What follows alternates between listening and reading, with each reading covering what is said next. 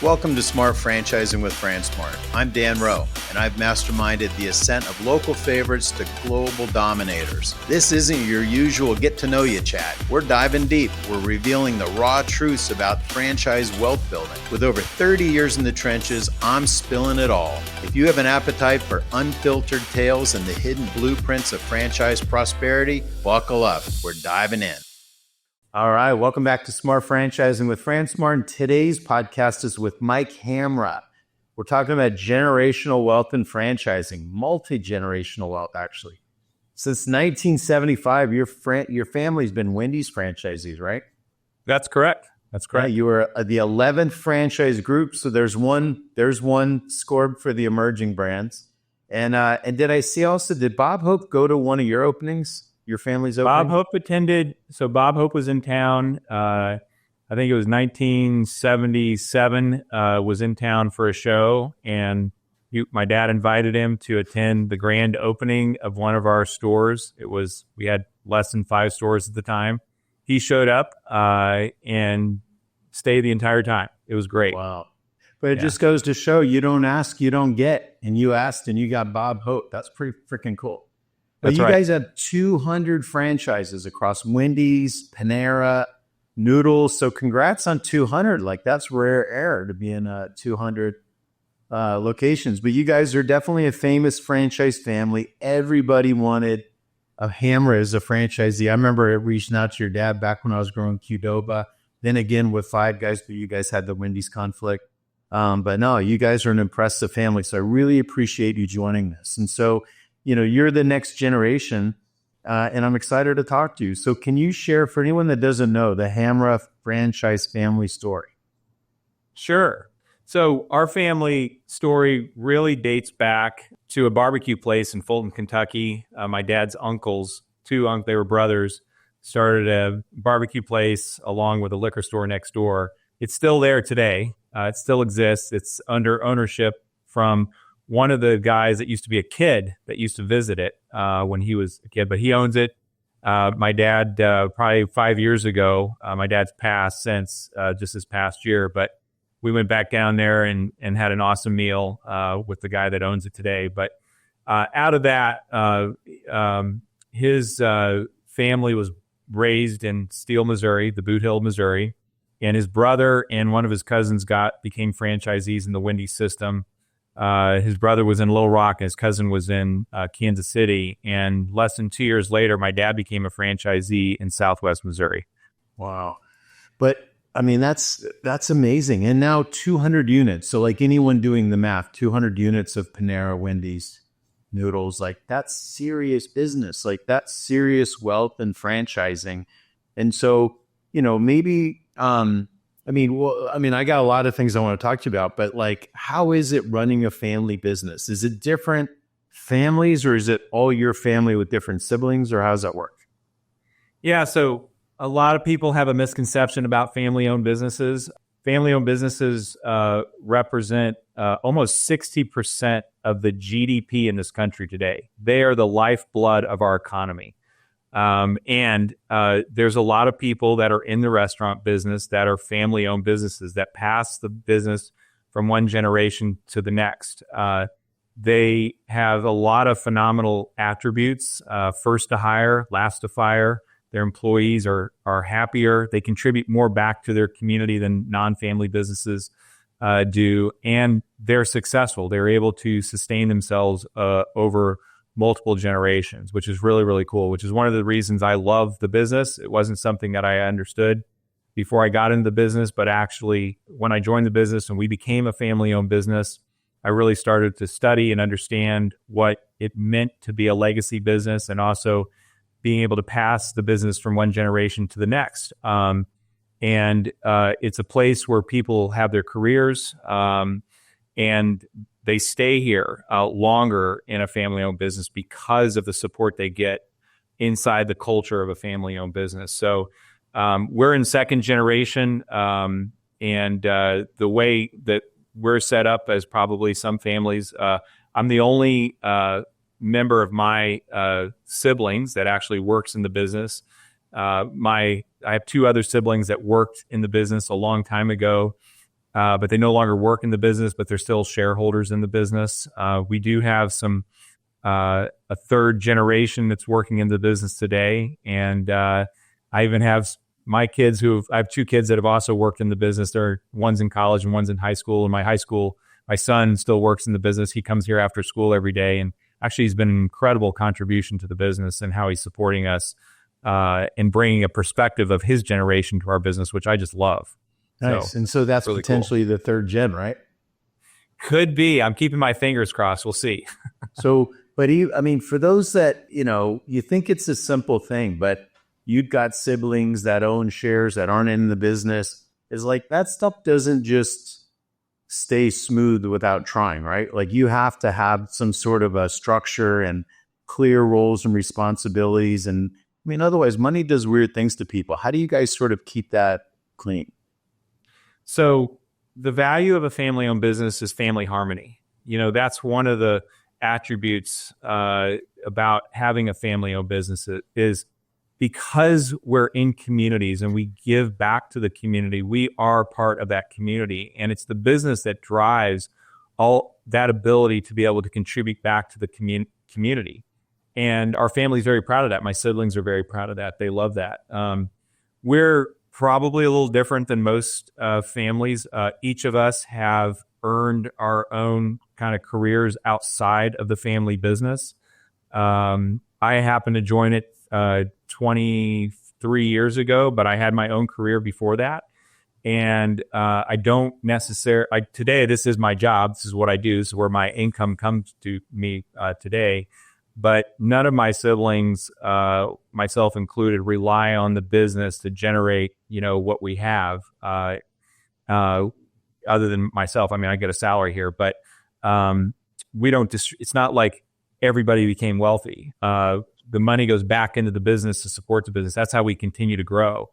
And we're not interested in taking cash out of the business. We're interested in growing and being a bigger contribution back to the communities that we're in and to our employees. Yeah, no, I like the sound of that. That's how you have businesses that last, right? Because people aren't all trying to suck every cent and every bit of energy out of the company they can. What were you doing before you joined, and what made you join when your other siblings didn't? What about this business drew you into it after you were sort of feeling your own way? So I practiced law. I was in Washington, D.C. I worked in the Clinton administration, but I did other things while I was in Washington, D.C. I was a regulator for the Federal Communications Commission. So when people talk about the government, I was in it. And then I ended up in private practice and eventually in a telecom company. But what had me join it was the opportunity to work with my dad and my parents. And the decision for me was, the way I looked at it was, if I put myself 20 years down the road, would I regret not giving this an opportunity, giving the opportunity of working in a business with my parents? And the answer was yes. I thought I would enjoy the real estate, which I do. I love the business. I love food. But when I got into the business, within probably a quick 2 years of being in the business, I realized my passion, which is developing people, supporting people, both in their careers, but also in their life, and supporting their families, and creating a business where people would have an experience that was unique to any other business that they might work in. And that's held true today. We've driven a really phenomenal culture in this business that supports people. And that's really my passion. That's what I love about the business. Yeah, and I want to get to culture in a second, but what you just said, don't you think that that's, other than picking the brand and following the systems, every other bit of success comes down to how you treat and develop your people, right? Because unless you want to be the cook and the dishwasher and you meet people, and you're talking to me while someone's running your restaurants. And so, but so many franchisees don't understand that you really are in the business of developing people that want to do a good job with you. That's right. And, we see people, I have colleagues that are large franchisees. We're right at the 200, but I have friends that are larger than us as well, and some that are smaller than us. But one thing holds true. The people running the business, the owners, they have to be engaged in the business. You have to be if you want it to be successful. This isn't a business where it's easy to be a passive investor. I've seen that happen before, and people typically fail unless they have somebody who's a trusted employee or a partner who can really run with the business. But these businesses are so centric around people that you've got to be involved. You've got to be out there in the restaurants. You've got to understand what the customer is experiencing. And if you don't, you'll miss out on what it's going to take to drive that business and be successful. What do you tell anyone who says, I'm getting into franchising, it's going to be easy, I'm going to run it passively from Maui, it's going to be like an ATM machine? That's a pipe dream. It really is. You've got to be involved. You've got to be in the restaurants. You've got to be in the markets. You've got to work with the people. You have to be present and accessible to people as well. And that's the most important thing. We take on different activities throughout the year to be with our employees, whether those are functions of celebrating anniversaries or holidays or just being at meetings, whether it's general manager meetings or district manager meetings. Getting out there and being with the employees makes a huge difference because they'll tell you straight up what's going on in the business. They'll tell you what it's like to be on the front lines of the business and how they and what they need for support. And it's better you find that out while they're still with you than in an exit interview, right? When it's too late to fix it. Dan, it happens, right? We've all learned that the hard way. That's right. Hey, how big was the company when you joined? How many locations? We had 26 locations. Most of those were Wendy's they were all the Wendy's were in the state of Missouri. We were just becoming franchisees of Panera Bread in Chicago. Okay. So because I want to talk about each brand a little bit. Before that, so you were at 26 and now you're 200. So, I mean, obviously enormous growth since you've been there. What do you do differently? How do you think about the business differently to get to 200 units? So I focus on supporting people, and it's my passion. I love the opportunity to develop people in their careers. So we do a couple of things. The first thing is we invest in training and development for our team, and we support our managers at the store level, and we also support our managers and people managing the business that are outside the store. That's a key component to our success. We cannot do enough training and we cannot invest enough money back into people. And that is not something that is a line item on the P&L. People will say, well, how do you quantify the investment? You can quantify it in the service that you're providing and the experience that your guests are having by driving that experience and driving your top line sales. But it's a tough thing to quantify.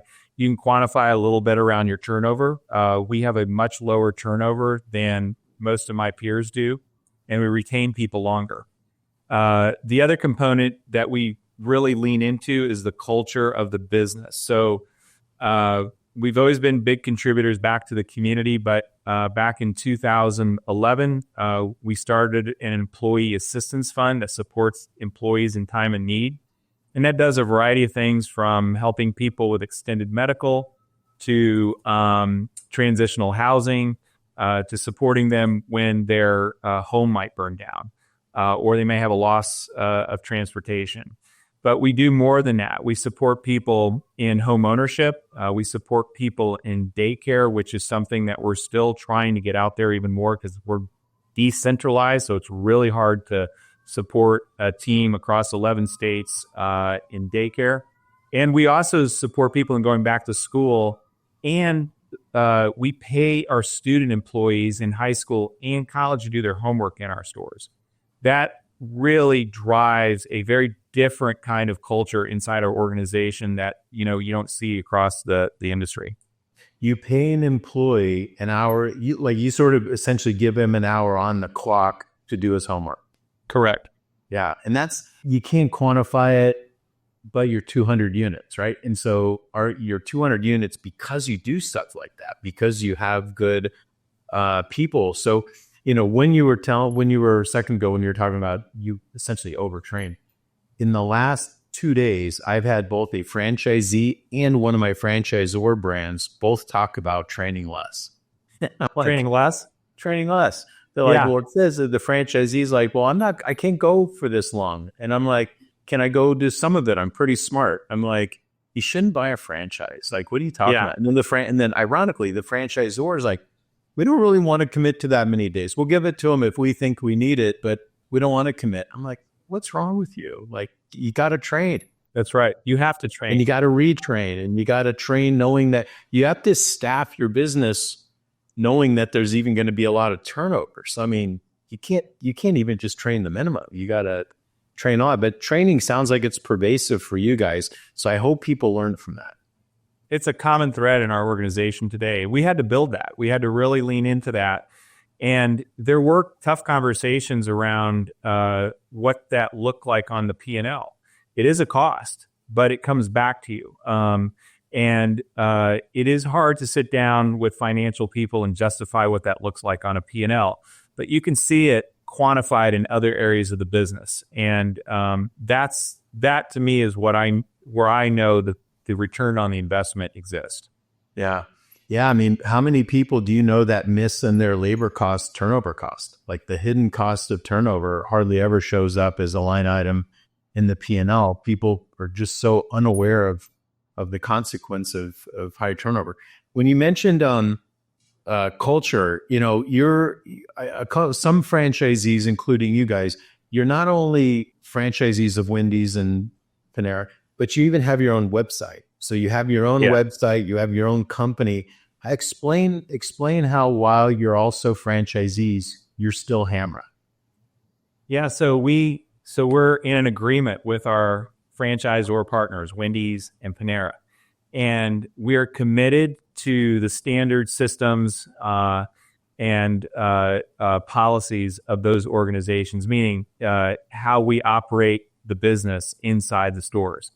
Where we differentiate as a franchisee, because we do everything from soup to nuts. I mean, in those businesses, they're similar. We can buy our own land. We have to go get our own financing for it. We have to hire people, and we're responsible for those people. We manage those people. We give them direction from our perspective, right? So what we're responsible for is making sure that those people are trained and developed. And so we have our own culture and our own charter and set of values around what that looks like with regard to people. And that guides us in our growth as an organization, but also in how we make decisions in the business, both from a people standpoint, but also from real estate to human resources to IT to finance to all those different components of the business. Yeah, Wendy's essentially tells them how to run everything at Wendy's. You're teaching people how to run the company that runs those. Wendy's sets the menu. They set the systems and the standards that you have to operate by, but we have everything else that gets managed. And so you want those businesses to look basically seamless across the nation, regardless of who owns them. And we know that's a struggle because people do. The difference between going in one of our stores and somebody else is going to be the people experience. That will be the difference. And the food and quality and how you run it as well. But yes. Yeah. Well, hopefully hopefully the food's exactly the same every location. It should be exactly the same, right? The customer experience should be a little different, yeah. Right. So on Wendy's, I mean, the good news is Wendy's is a known brand. The bad news is Wendy's is a known brand, right? It's both good and it's bad. What are the positives and also the challenges of a concept like Wendy's? So it's a brand that's been around for since the late 60s. So it's got a really well-developed organization with a strong team as well. And they've been around the block a few times. They understand the business and they understand downtimes. They understand times that are good. And they've really got things set up in a way where you're going to get the kind of support that you would want to get if you're a new franchisee or if you're an existing franchisee. They have a ton of resources, right? As a franchisee, we tap into those resources, continuously, whether it's from an operations standpoint, real estate standpoint, or whether it's a transactional opportunity. That's the big upside to it. The downside is at least on the Wendy side, we're in a competitive segment of the industry. We're in fast food and we're in the burger segment of fast food. It is the most competitive segment in the industry today. You are fighting for margins each and every day. And it's a value play that drives people in. I think it's 95% of our customers also go to McDonald's. So you're fighting for those customers each and every day, and sometimes during certain day parts of the business. So those are the differences, from a high level of the Wendy's brand. Yeah, I love Wendy's. I mean, I love the Wendy's. I grew up in Southern Cal. We had one like in the early 80s, the first time I ever saw one. But it was like such a treat to go to Wendy's because it was just so different than McDonald's. But how do you keep a concept like that fresh? Like a concept that's been around forever? I guess that's both in just the guest experience, but also the like look and feel of the stores. Like, it's just not a new brand. And then you get all these trendy hipster concepts that come out. Those are also on some level your competition.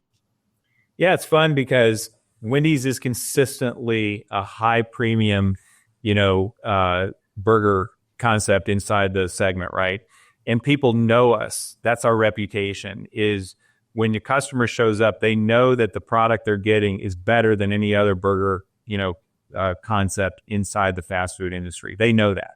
And so we make it worth their while to pass the competitor to come to us and consistently deliver on that promise each and every day. That's what's exciting about it. And there will be new concepts that have come, that have gone. There will be new concepts that come in the future that'll disappear. Wendy's will always be there as the place that people will know because of its reputation is the place they can go back to every single time and consistently get the same quality of product that they've known, since they were kids. Yeah. Yeah. And then how about the same question on Panera? So Panera 20 something years ago was the hot new thing, right? And it was founder led, and Ron was like super, super dynamic. And then, like everything else, like nothing lasts forever. And what's that been like? Like, how do you keep that brand fresh? Do you notice a difference from before Ron, after Ron? Yeah, Ron was a visionary. I mean, he understood how to stay 2-3 steps, sometimes more, ahead of the industry. I remember the day when Ron announced we were going to offer free Wi-Fi throughout the system. And I think, I thought there was going to be a rebellion at foot there, because people thought, well, you can't keep people at these tables for hours on end on their laptops. We already have a problem with people sitting there at the tables reading newspapers for hours on end. And it was one of the smartest things he ever did, because what he did is he filled the gaps between breakfast, lunch, and lunch and dinner, right? And it became a gathering spot for people, both for people that were interested in meeting and working or collaborating together, and people that wanted to get, come in and work outside the office. And that was a really smart move. And he made a lot of smart moves like that. He was a really great visionary. So the opportunity today is to continue to maintain what Panera was built on, right? Which was high premium quality, and a great platform. You can use Panera for multiple things. You can use it for breakfast. You can use it for dinner. You can use it for lunch. Obviously, lunch was the sweet spot, but we do so much more than most brands do. And that's really the magic of what Panera is. And doing it at a high quality is really the opportunity to continue to lean in and maintain that over time. It's tough, but you've got some great franchisees that have been in the system for a long time that I know will continue to do that. Yeah, and we almost only exclusively cater with Panera, right? You guys are awesome. Really, yeah. I mean, you guys are good and reliable. Like if we have a group coming in for lunch or something, 10 people to 50, 80 people. Like that's just feels like it's always reliable to go through Panera, and the food's always great. So I love Panera. When it first came on the scene, I remember it's like there was nothing like that concept. There's nothing like that concept. That's right. But like anything else, I just wonder, like, how do you keep it fresh? How do you keep it how do you keep the edge? Yeah, you have to continue to introduce product innovation as a big thing. I think one thing that's true about our business is we have great operators that maintain a high level of operations and service in their stores. And the other opportunity is to continue to innovate in creating excitable, craveable products for the guest, because they want new things over time. But there's also some staple things in our stores that are like, kind of the products on the menu that people love and never want to see go away. And we have done a good job in maintaining those products, but also introducing new products that I think people crave and want to try, and that keeps them coming back. Yeah. And then lastly, Noodles. Like I was part of Qdoba's rollout, which is not far from where Noodles started. But I love Noodles, but that's an even newer brand, but it's also been through some ownership changes, I think. So how do you kind of keep that brand fresh and on track? Yeah, that one is love the product. It's why we're in it, because the product is so good. And the team there from a cultural standpoint really lines up with our team. I mean, we get all kinds of support from them, but it's a concept that can cater to any dietary needs. And whether you're sensitive to gluten or you have dietary restrictions around certain types of foods, like soy, egg, or dairy, Noodles can serve you without those in the food.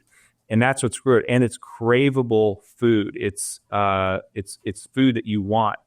I think the challenge that Noodles has had is, while they're over about 500 units, which is kind of the sweet spot where you want to get into a concept, they haven't been able to do the national marketing that others have been able to do. And even in local markets, it's become harder to do that. And so we've missed out on some of that higher frequency that most brands experience and enjoy. I know, like, some of our most loyal customers, they come at a high frequency basis, but it's capturing a larger group of people that come in at a higher frequency. And that's kind of been the challenge, really, over the period of time that we've been involved in the system. Yeah. And then for all of the brands, just because you probably know a lot of the franchisees and you hear stories, in every chain, there's the best store and the worst store and then everything in between. What's your sense of why some franchisees thrive and others struggle? Like, what's the common thread with the people that just don't quite get it?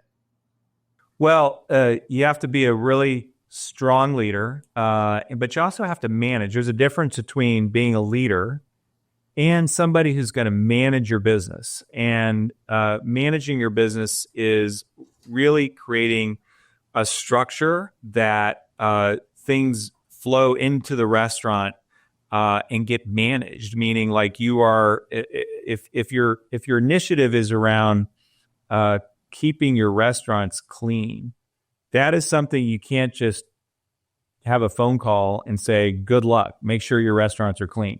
You got to manage it. You got to track it. And you've got to assess it with metrics, and you've got to measure it. And you've got to talk to your teams about it. You got to be in constant communication with your teams.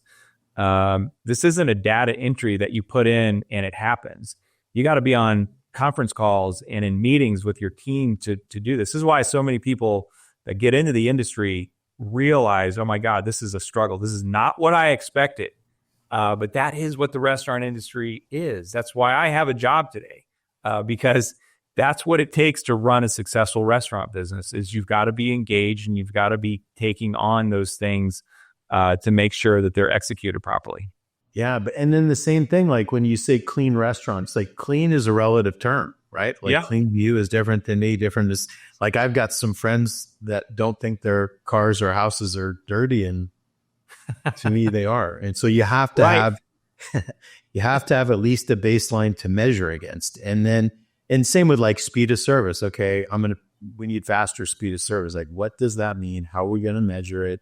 And then how do we make sure that we stay at that new thing? I also find so many franchisees, and I don't know if this still happens with brands at the size that you get into them. So many franchisees struggle because they just don't follow the playbook. Like, they don't follow the playbook. They have a playbook. Like, Mike's obviously successful following the playbook, but for some reason I know better, and I'm going to try other things my way. And I mean, what? Tell someone not to do that. It boggles my mind. So this is our 50th year of business. If anybody could say we know better, we could say that, but we don't say that. We treat our franchisors as partners and support resources. We utilize them from everything from helping us continue to develop our markets and go deeper in those markets to operations. We want their expertise. We want them shoulder to shoulder with us on those. And that doesn't mean there might be disagreements. There are disagreements about how you might run something, but we're going to follow the playbook because we're paying to be in that brand. And we have an agreement to follow the rules and the systems and the procedures of those systems. It's not Mike's Burgers on the door. It's Wendy's. So we have an obligation to follow the rules and we also pay them a royalty, and we expect them to support us in that business. Yeah. Where else do people go wrong? And I mean, it's, both even franchisees and mature brands, but I mean, I have friends all the time that call me, want to get into franchising, think it's super easy. And I tell them not to do it. Like, I just know them. So I tell them, it's like, it's not going to be for you. But where else do you see people going wrong? I think people have an expectation, that it is easy, that you can hire a good person to run it for you and they will do that. But, I've seen where people have misstepped around assessing someone's capabilities, or they don't understand what that person's expectations are, and 6 months into it, they run into problems around that. You've got to really develop a niche for hiring people. We hire based on our cultural values, and we do a lot of digging on references to understand what this person's going to look like when they're actually in our organization. And at the end of the day, we go after the best people. As we've grown, we've had the fortune of being attractive to higher qualified people. I was sharing this the other day, but we usually have anywhere from 2 to 3 people that want to get into this organization that we have to say no to. That's a good position to be in. It's a great thing to be, right? But we've done so much to support people, and we've created a reputation for our own team, but also people on the outside, that people looking for opportunities or looking to make a move know that if they can land here, they're going to get the kind of support, and they're going to live, they're going to experience this career that they've, where they know they're going to get the kind of support and love that they've always wanted. Yeah. Well, you've already said that people are your main key to success. And you talk about all the training and overtraining. And even when you're hiring, you don't just take anyone. You get people that are the right fit, skill, culture, whatever that winds up being. Where so many people, I think, don't even think about hiring until they're in a hole. And then when they're in a hole, they kind of hire the first one that they think fills the hole. And then, and if not everybody works out. So you're constantly in this hole. You never quite get it right. So I think what you're doing, I mean, that's obviously a reason why you guys are so successful. People should learn from that. And then if I bought a Wendy's, tomorrow or whatever, and I'm a franchisee, it would occur to me that I would want to become buddies with the most successful Wendy's franchisees. I would say, hey, I'm in this system. Who's the most successful? I want to go do what they're doing. Or I want to go learn what they're learning. Is your experience that people reach out all the time and it's pretty open, right? Are people pretty open when you reach out? It is. There's a number of franchisees in the system. So if somebody's new or looking to become a franchisee, Wendy's does a really nice job in inviting, an existing franchisee to talk to somebody who's an interested, group. And I've done that on a handful of occasions and been willing to meet with people in markets to tour stores and help them understand what the business might look like if they were to own a franchise in the business. And once somebody becomes a franchisee, whether it's in Panera or whether it's in Wendy's, the franchise system is very strong in both those groups. And if they're in a particular like geographical region, for the most part, I know that those franchisees in that region will reach out and support them. They want them to be successful. They want them to do well, and they want to ensure that they're going to learn everything they can from those existing franchisees. And so there is people are good in that sense. I mean, they really do want to see people be successful because it's good for the whole system. Yeah, that's what I would do if I were getting into a franchise system. I'd find the best ones and I'd become their new buddies. And you touched on it a second ago. I'm going to just divert a little bit. You touched on it a second ago. If you did do another concept, what are the things that you'd look for in a concept? I think you said 500 units is the sweet spot. What about 500 units makes that a sweet spot? Probably access to capital, awareness. But what else? Like, why do you sort of think about that? Yeah. Well, first off, it's what many banks use as their threshold before they invest in a business. They use that because if you look historically at concepts that have hit that 500 mark, those are concepts typically that are successful in continuing to double in size and grow. Not always, that's not the case for everyone, but that is the general rule of thumb. And we also find that they have more seasoned leaders in those organizations. They've attracted higher performing, folks that will support us better. And they also know they've been through a lot to get to 500. They've worked out a lot of kinks in their system. It's what's attractive to a lot of people. You go back to like you talk about people being attracted to brands and thinking it's easy. It's because they read headlines and they see that, a particular brand has got 50 stores and they're on fire. Well, they may be on fire, but you got to really understand what it looks like when they're at 500, right? So that's why we look at 500 because we know they've been through a lot. They've worked out the kinks. They have more seasoned professionals inside their organization. They have more structures in place, and that to us is usually a better place for us to enter a concept. Yeah. At that point, you're not really teaching customers. It's hard to teach someone to do something that they're not used to doing, right? Or introducing them to a new something. How about real estate? Like one of my biggest regrets, I've done so many franchises, but they've all been strip center and we don't really own much of the real estate. How the brands you have, that's what I'm jealous about. Like the brands you have seem to be ways to accumulate real estate. Are you, is that important to you or is that not?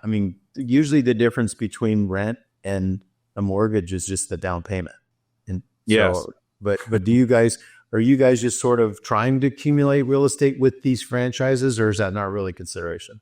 So in our early days, that was a priority to ensure that we owned the land that we were going to build on. And, if you look at that, it's an important component of the assets that we have today in our business. However, as we've grown and gotten bigger and continue to want to grow, that's not our first priority. Our first priority is to make sure we get stores built in markets that are going to be successful. We absolutely look at opportunities to buy the land, but if that's not available, we will ground lease or we will, enter into a lease agreement depending on the real estate that we're getting into. Yeah, some of the cap rates are crazy, but at the end of the day, it's still like, yeah, but you're still paying his mortgage or, if you don't, you're going to be paying somebody else's mortgage. How about a financial partner? Do you guys tend to keep the same lenders or the same access to capital partners? That's got to be a relationship worth establishing, right? I think having a capital partner is one of the most important parts of the business, quite honestly. And we had a capital partner for 15 years. fine for 15 years when we were not growing the business. When we started to grow the business, the relationship became tough. They were a much more conservative lender, and were not as aggressive as we needed to be. And so we'd gone through some cycles with different different financial partners, and we finally landed on one who's been a great partner for us, both in growth, but also when times got tough, like COVID. Like, we were with this partner during COVID, and they supported us 100%. I know that there were some franchisees who were with lenders that required them to pay down some of their debt during COVID. That's not the kind of partner you want. And that's certainly not the partner we wanted during COVID. We had a partner that was not that. They were very supportive. They knew we would get through COVID, and they continued to support us during that time, which was great. And we're still with them today. If you were to build the company all over again, like knowing what you know now in 2025, like how could you do it? Like what would you do different, or what changes would you make? So from a development standpoint, I would make sure that we're not trying to spread ourselves too thin, meaning like we're popping locations up in all the high profile places. I'd try to be, anytime we look at growing a new market today, we're going to look at trying to cluster, keeping it closer together from an operational standpoint, but also just from trying to build the brand. I see so many groups that like to build one in Chicago, go down to Dallas and build one, and pop over to, Nashville to pop one, like all the places they love to travel to. That becomes a burden on them, and I think a challenge for them as they're trying to manage it, but also as they're trying to build the brand awareness if it's a new concept they're trying to introduce into those markets. So that's one thing that we've learned not to do. And I think the other thing is making sure that we do have a good financial partner behind us to support us in our capital needs. That's a really big key for us. And I think the other thing is understanding that your head of operations and your team shouldn't be driven by a cheap number. You've got to bring in qualified people. You're going to get what you pay for. I hate to use that, but that is really true in our business. We pay people, good competitive salaries here. And sometimes it's a little bit more than what they might make somewhere else. But we do it because it's just table stakes. You've got to make sure that people are going to get the compensation they need to support themselves and their family. That is so, so important. And it's okay to pay somebody a little bit more if they're going to bring the value into your business. It really is. It returns, the investment will return itself in your business every year. Yeah. I mean, and again, that's what separates you, because so many people are trying to pay as little as they have to keep the people. They're paying just enough so that the people don't leave. And, like I believe in here at FranceSmart, we align the compensation with the people that are trying. If I'm trying to get from here to here and I need other people to do it, we share the whole thing, like base salary, above average base salary, above average commission, piece of the back end, like the whole thing. Like, I don't understand. And it allows me not only make money, but to have a really good life where like I'm not the one strapped to every component of every business. Right. So is there, what's the future for Hamra? What are we going to see in 10 more years? Well, we're committed to a future of growth and continuing to develop or acquire markets where we can support people that work for us and their families. So we'll continue to grow. 10 years from now, we should be double in size. Should be easily, because we're getting to that size now where we can take bigger bites on acquisitions, and that's really good. We get better every time we make an acquisition, and that's really, really exciting. And we'll continue to organically grow our business in the markets that we're in. So, I think you'll see from us in 10 years, we'll continue to be really focused on developing people. We'll have a culture that will look different than it is today because we'll continue to iterate that culture. We'll continue to add things in that support people and support their families. And that's really, really key to our success.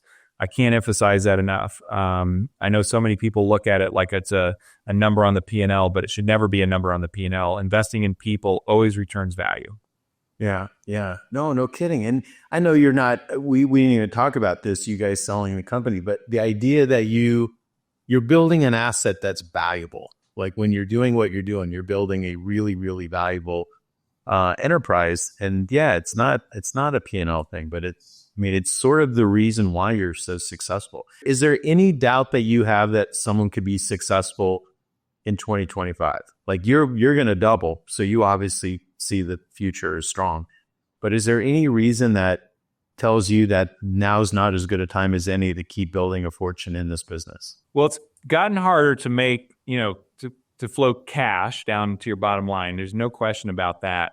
But this isn't unique to our industry. Our industry has ebbed and flowed over time, and we've been in it for 50 years, like I mentioned earlier. There's no question we're in a time right now where margins are smaller, and thinner in our business. And we will face some headwinds for sure. And we don't know what that could look like, from a macro standpoint. But there are things that can be done to just continue to increase value. Sales will continue to increase, I think, in all the businesses as, obviously inflation goes up. But, there's always going to be a surge in cost of goods. There's always going to be labor items that are going to put pressure on your P&L. But again, you can offset a lot of those things by going after supporting people, keeping your turnover low, driving higher up, driving better training in your business so that people in your business are executing at a high level. Those are things you can do that you can control that aren't related to the environment or the circumstances that you're dealing with to manage your business and continue to be successful. Yeah. On the subject of labor, there's really two ways to go. Okay, I want to lower my labor cost. One way is to cut labor. The other one is to reduce turnover and drive sales over the same group, right? You reduce turnover, train your people really well. If sales goes up over the same fixed number of people, you just fixed your labor cost. The other one, you cut your labor cost, you just got yourself into a downward spiral. So no good. But I appreciate this. It's a good conversation. So thank you very much for agreeing to do this and for being generous with your advice. So thank you very much. Well, thank you, Dan. I really appreciate the opportunity, and it was a great conversation. I appreciate it. Great. And listeners, you know the drill. If you like this and share it, and we will see you guys again soon. Thanks again, Mike. All right. Take care. Hey, thanks for tuning in to Smart Franchising with FranSmart. I'm your host, Dan Rowe. If you enjoyed today's episode, this podcast is only going to get better. Please like, comment, and subscribe to hear more from the most successful franchisors and franchisees, and we'll see you next time.